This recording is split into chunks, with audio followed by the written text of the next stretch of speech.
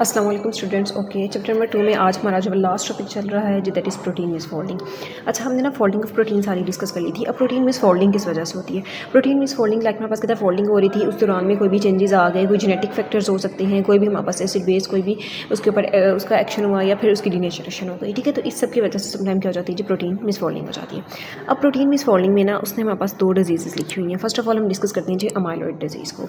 अब ना हम इधर से इसको डिस्कस करते हैं ताकि जब आप इधर से पढ़ेंगे ना तो आपको थोड़ी आसानी होगी। अमाइलॉइड डिजीज़ में क्या होता है, अब वो हमारे पास सबसे पहले बताता है कि जो मिसफोल्डिंग ऑफ प्रोटीन है ना, उसके 2 कॉजेज़ उसने लिखे हैं। सबसे पहले तो एक वो स्पॉन्टेनियसली हो सकता है, ठीक है, या फिर दूसरा हमारे पास कहता है कि किसी भी पार्टिकुलर जीन में या तो स्पॉन्टेनियसली हो रहा था या फिर कहता है कि जीन में क्या म्यूटेशन हुई जिसकी वजह से हमारे पास क्या हो गया जी, अमाइलॉइड डिजीज़ हो गई। सही है, जो फिर अल्टर्ड प्रोटीन प्रोड्यूस करते हैं। अब ना उसने इसमें एक बात की है कि समटाइम ऐसा होता है कि एक नॉर्मल प्रोटीन थी, ठीक है, अब जब उसकी हमारे पास प्रोटियोलिटिक उसके ऊपर क्लीवेज हुई, इंजाइम ने मतलब जो है वो उसके ऊपर एक्ट किया, तो जब उसकी प्रोटियोलिटिक क्लीवेज एबनॉर्मल हो गई तो उसकी वजह से क्या हुआ, एक स्पेसिफिक स्ट्रक्चर में उसकी जो है वो क्या हो गया, चेंज आ गया। ठीक है, तो वो जो उसकी कॉन्फर्मेशनल चेंज आया ना, उसको जो है वो क्या कहते हैं, लाइक हमारे पास कहता है कि वो जो है वो उसकी एक्यूमुलेशन होती है, हमारे पास क्या हो जाता है, अमाइलॉइड प्रोड्यूस हो जाते हैं। अब मोस्टली बेसिकली इसमें होता ये है कि लाइक हमने इसमें ना वो ये बात उसने लिखी है, लाइक उसने वो ये बता रहा है यहाँ पे कि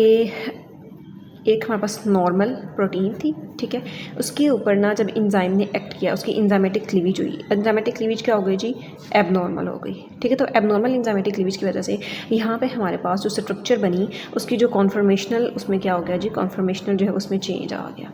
सही है, जब उसमें कॉन्फर्मेशनल चेंज आया तो अब हमारे पास वो एक स्पेसिफिक स्ट्रक्चर में कन्वर्ट होगी। जब वो स्पेसिफिक स्ट्रक्चर में कन्वर्ट होगी, वो जो स्ट्रक्चर थी वो क्या थी, वो इनसॉल्युबल थी, और जो इनसॉल्युबल स्ट्रक्चर थी, ठीक है, वो हमारे पास अकेमुलेट हुई। जब उसकी जो है अकेमुलेशन हुई तो हमारे पास क्या बन गया जी, अमाइलॉइड बन गया। इसको हम कहते हैं जी अमाइलॉइड। सही है, अब इसमें मोस्टली होता ये है कि जो हमारे पास अल्फा हेलिकल स्ट्रक्चर होती है ना, वो कन्वर्ट हो जाती है किसमें, बीटा प्लेटेड शीट्स में। हमने अपनी इधर लिपन कोट में दोनों जो डिजीज़ डिस्कस करनी है, दोनों में ये होगा कि जो अल्फा हेलिकल स्ट्रक्चर है वो बीटा प्लेटेड शीट में कन्वर्ट हो गई हुई है। सही है, एक तो ये चीज़ है। दूसरा, अगर हम ना इसको इधर से देखते हैं, लाइक उसने इधर भी ये बताया हुआ है, अगर हम इसको इधर से देखते हैं, अब हमारे पास यहाँ पे क्या था, एक अमाइलॉइड प्रिकर्सर प्रोटीन थी। अब वो जो अमाइलॉइड प्रिकर्सर प्रोटीन थी ना, उसके ऊपर अगर हमारे पास एक्ट करता है कौन, बीटा सेक्रीटेज। अब ये जो बीटा सेक्रीटेज है ना, बेसिकली एक्ट इसने नहीं करना था, एक्ट करना था हमारे पास, हमें चाहिए था गैमा सेक्रीटेज।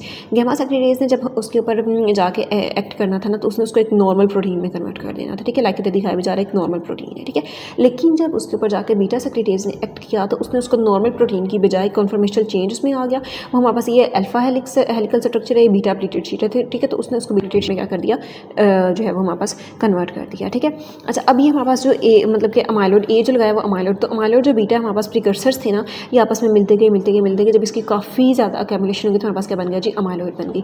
तो ये बात उसने लिखी है कि spontaneous aggregation to form insoluble fibrils of the beta pleated sheet, इसको हम क्या कहते हैं, इसको हम कहते हैं हमारे पास क्या बन गया जी, अमाइलॉइड बन गया। सही है, तो ये बात उसने इधर लिखी थी। इधर इसने इधर क्या लिखा हुआ है हमारे पास, इसने कहा था कि इधर 3 डिजीज़ के नाम लिखे हुए हैं, या तो पार्किंसंस और हंटिंगटन डिजीज़ में हो सकती है, जो कि age related neuro degenerative disorders होती हैं, ठीक है, या फिर जो है अल्जाइमर्स डिजीज़ में जो है ना वो अमाइलॉइड जो है हमारे पास की अक्यूमुलेशन हो जाती है और अमाइलॉइड बनते हैं। सही है, अच्छा, अब ना हम यहाँ पे जो डिस्कस करेंगे वो बेसिकली हम अल्जाइमर्स को ही डिस्कस करेंगे। ठीक है, अब जो अल्जाइमर होता है इसमें क्या होता है, हमारे पास जो है वो इसमें 2 हमारे पास होते हैं। अगर तो ए बीटा 40 होना तो वो नॉन टॉक्सिक होता है, लेकिन अमाइलॉइड में ए बीटा 42 जो है ना हमारे पास वो अक्यूमुलेट होता है, जो कि टॉक्सिक सब्सटेंस है। ठीक है, तो इसमें हमारे पास कहते हैं कि बीटा 42 बेसिकली हमारे पास कहते हैं अमीनो एसिड रेजिड्यूज होते हैं। ठीक है, अब एक्सरे क्रिस्टलोग्राफी और जो इंफ्रारेड स्पेक्ट्रोस्कोपी है वो डेमोन्स्ट्रेट करती है crystal beta pleated sheet conformation. बस ये बातें लिखी है कि इन दोनों से हमें यही पता चला कि यहाँ पे क्या हुआ कि बीटा प्लेटेड जो शीट्स थी वो क्या हो गई, हमारे पास कहता है कि उनकी कॉन्फर्मेशन क्या होगी, नॉन ब्रांचिंग फिब्रिल्स बन गई उनमें। ठीक है, जिसकी वजह से हमारे पास क्या हो गया जी, अमाइलॉइड प्रोडक्शन होगी। सही है, अच्छा, बाकी उसने ये लिखा है कि जो पेप्टाइड है ये कहता है न्यूरोटॉक्सिक होता है, जो बात हमने डिस्कस कर ली। बाकी इधर उसने ना इसकी कॉजेज लिखी है, यहाँ से इसकी कॉजेज स्टार्ट हो रही है। इसकी 2 कॉजेज हैं। पहला कॉज ये लिखा हुआ है कि इंजामिक जो क्लीवेज हुआ वो एबनॉर्मल था। ठीक है, लाइक कि अगर गैमा सेक्रेटेज की जगह पे बीटा सेक्रेटेज एक्ट करता है तो हमारे पास क्या हो जाता है, हमारे पास जो है वो बीटा प्लेटेड शीट्स प्रोड्यूस हो जाती हैं as compared to the alpha helical structure. एक तो ये चीज़ है। दूसरा ना वो ये बताता है कि ये जो ए बीटा हमारे पास पेप्टाइड्स हैं, ये इनके जो एग्रीगेट होते हैं हमारे पास वो generating the amyloid that is found in the कहाँ में प्रेजेंट होते हैं। एक तो ब्रेन पैरेन्काइमा में प्रेजेंट होते हैं, उसके अलावा हमारे पास अराउंड ब्लड वेसल्स भी प्रेजेंट हो सकती हैं। सही है, एक इसका ये कोर्स। दूसरा इसका कोर्स हमारे पास कहते हैं समटाइम्स जो है वो जेनेटिकली ज़रूरी नहीं है कि जेनेटिकली समटाइम हमारे पास कहते हैं इसका जो कॉज ऑफ फैमिलियल भी हो सकता है। ठीक है, और तीसरी चीज़ वो ये इधर बता रहा है कि हमारे पास समटाइम्स ऐसा होता है कि यहाँ पे जो है वो न्यूरोफिब्रल जो टेंगल्स होते हैं ना इनसाइड द न्यूरॉन के अंदर न्यूरोफिब्रल टेंगल्स जो है कैमुलेट होना शुरू हो जाती हैं। ठीक है, जिसकी वजह से अब ये जिसकी वजह से हमारे पास क्या हो जाती है जी, एमाइलॉइड की प्रोडक्शन हो जाती है। अब जो ये टेंगल्ड जो फाइबर हैं ये क्या है, बेसिकली ये abnormal form of the top protein है। ठीक है, ये क्या है, ये एबनॉर्मल फॉर्म ऑफ क्या है जी, टॉप प्रोटीन है। अब टॉप प्रोटीन क्या होती है, टॉप प्रोटीन अगर अपनी हेल्दी वेरिएंट में होना तो उसका फंक्शन क्या होता है, हमारे पास बेसिकली जो है इसने असेंबली थी माइक्रोट्यूबुलर स्ट्रक्चर्स को की इसने असेंबली करवानी होती है। That is very very important. ये टीचर्स जब भी वाइवा लें या जब भी SCQ वगैरह में ये आए ना तो उनका ये वाला पॉइंट होता है कि बच्चे वाला पॉइंट लिखें कि टॉप प्रोटीन जो है एबनॉर्मल थी, जिसकी वजह से क्या हुआ है, जिसकी वजह से हमारे पास जो है वो यहाँ पे टेंगल्ड न्यूरो जो फिब्रल टेंगल है उनकी कैमुलेशन हो गई है। ऐसे ही बस ये हमने इसमें डिस्कस करना है। बाकी इसमें जो डिफेक्टिव जो टॉ है ना वो appears to block the action of its normal, वो अपने नॉर्मल काउंटर पार्ट की जो होते हैं ना उसके एक्शन होता है। ठीक है, उसको भी क्या कर देते हैं, मतलब कि इनहिबिट कर देते हैं। सही है, बाकी इसके ट्रीटमेंट के लिए हम क्या करते हैं, हम ये करते हैं लाइक ये वैसे एक बस देख लेंगे। इसके ट्रीटमेंट के लिए हम कोशिश करते हैं कि जो अल्फा सेक्रेटेज है उसको ज़्यादा करें, गैमा बीटा सेक्रेटेज को कम करें, और हमारे पास जो A बीटा 42 है वो टॉक्सिक है तो उसको क्या करें, उसको जो वो रिमूव करते हैं। सही हो गया। ओके, अब नेक्स्ट हमारे पास ना इसमें आ जाती है क्या, प्रायोन डिजीज़। ठीक है, प्रायोन डिजीज़ में ना सिर्फ 4 से 5 जो है ना पॉइंट करने वाले हैं।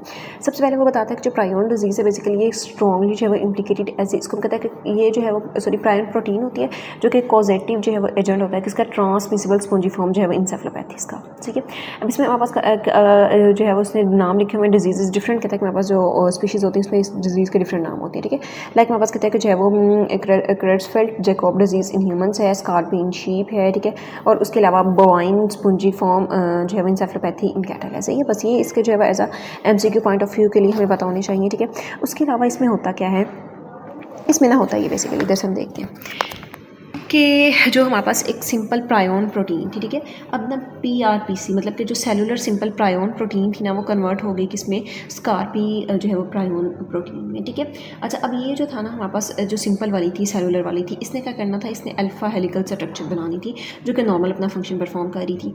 लेकिन जब हमारे पास ये PRPSC आ गई, यानी स्कारपी वाली आ गई, तो इसने जो है वो अल्फा हेलिकल स्ट्रक्चर को बीटा प्लेटेड शीट में कन्वर्ट कर दिया। ठीक है, हमने पीछे भी डिस्कस किया था कि इस सारे में क्या होना है कि alpha helical structure beta pleated sheet में कन्वर्ट हो जाना है। ठीक है, तो जब अल्फा हेलिकल स्ट्रक्चर जो है वो बीटा प्लेटेड शीट में कन्वर्ट हो गया तो फिर अल्फा हेलिकल स्ट्रक्चर क्या हो गया जी, बीटा प्लेटेड शीट में कन्वर्ट हो गया। अच्छा जी, अब ये जो हमारे पास बीटा प्लेटेड शीट्स हैं या जो हमारे पास PRPSC यानी कि जो स्कारपी वाली हमारे पास प्रायोन प्रोटीन है, ये अब एज अ होस्ट एक्ट करेंगे। ठीक है, अब जितने भी अल्फा हेलिकल स्ट्रक्चर्स होंगे ना उन सबको ये बीटा प्लेटेड शीट में कन्वर्ट करते जाएंगे। ठीक है, तो convert normal PRPC into the PRPSC। ठीक है, और अल्फा हेलिकल स्ट्रक्चर को बीटा प्लेटेड शीट में कन्वर्ट कर देंगे। ठीक है, बस ये इतना सा इसमें कॉन्सेप्ट है जो उसने ना बहुत घुमा फिरा के। ठीक है, और ये बस यही इसमें था, that was each and everything about structure of protein and chapter number 2 of the लिपन code. अगर किसी को कोई भी इशू तो वो कमेंट सेक्शन में पूछ सकता है।